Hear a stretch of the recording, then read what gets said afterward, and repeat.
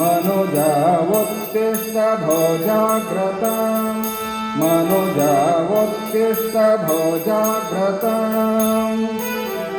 लक्ष्यं सिद्ध्यति यावत् तव क्षणमपि मा विस्मर मात्तिष्ठ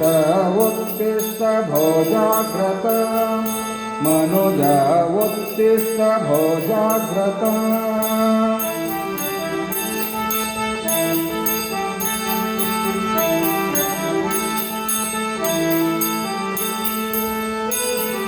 पश्य च लक्ष्यम् आत्मदर्शनं निवसति तत्खलु हृदि रत्नम् पश्य च लक्ष्यम् आत्मदर्शनं निवसति तत्खलु हृदि रत्नम् दुःखकोप इह क्षुद्रजीवनात्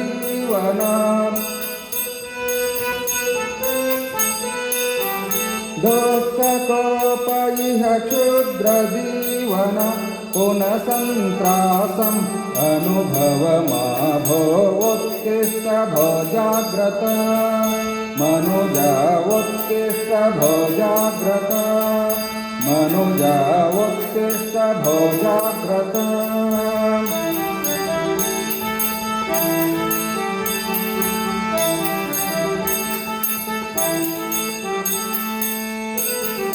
मम खलु आत्मा एष देह इति भ्रमणं मा प्राप्नोहि नूनम् मम खलु आत्मा एष देह इति भ्रमणं मा प्राप्नोहि नूनम् मम खलु आत्मा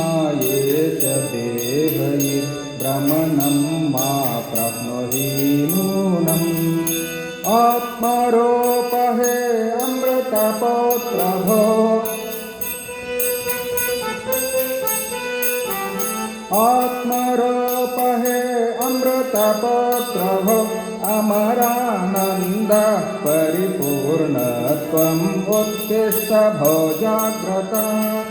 मनुजा उत्तिष्ठ भोजाग्रत मनुजा उत्तिष्ठ भोजाग्रत लक्ष्यं सिद्ध्यति यावत् तव क्षणमपि मा विस्मर मात्तिष्ठ उत्तिष्ठ भोजाग्रत मनुजा उत्तिष्ठ भोजाग्रत मनुजा उत्तिष्ठ भोजाग्रत।